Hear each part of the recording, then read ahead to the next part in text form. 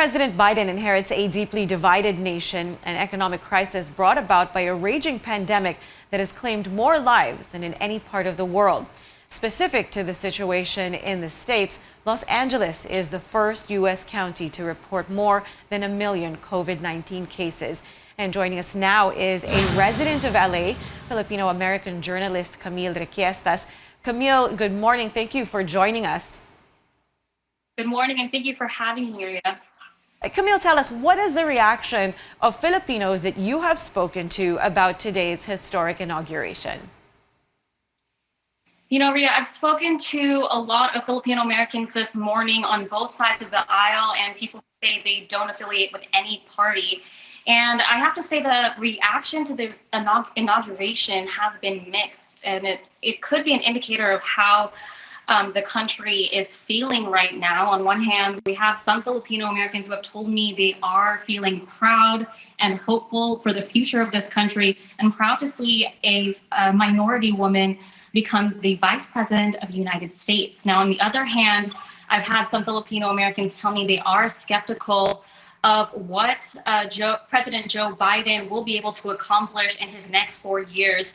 And some Filipino Americans have chosen to be silent today because they are worried, and they have said that they are worried that some Democrats could possibly undo everything that former President Donald Trump has accomplished during his term. Now, one takeaway from this that I've seen that is a common thread among all Filipino Americans is that they've told me that they've seen an increase in the divide in this country, and they want a better future for this country. And as you heard earlier with President Joe Biden during his speech, his theme is unity, and he says he wants to accomplish that.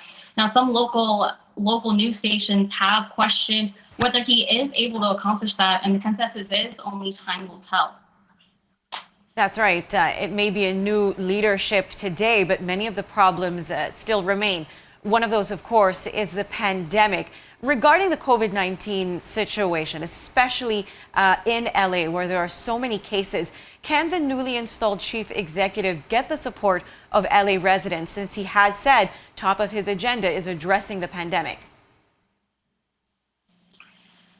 Well, I've spoken to a lot of people today within the healthcare field as well as outside of the healthcare field, and for the most part, a lot of Filipino Americans and a lot of Americans here in Los Angeles are supportive of the 100-day mask mandate.